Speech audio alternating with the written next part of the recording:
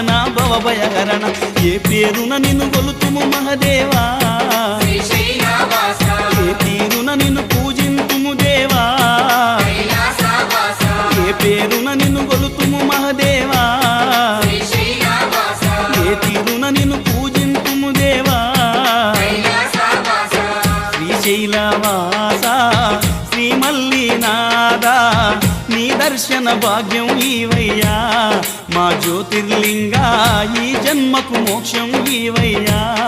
ఓం జై జగదీశ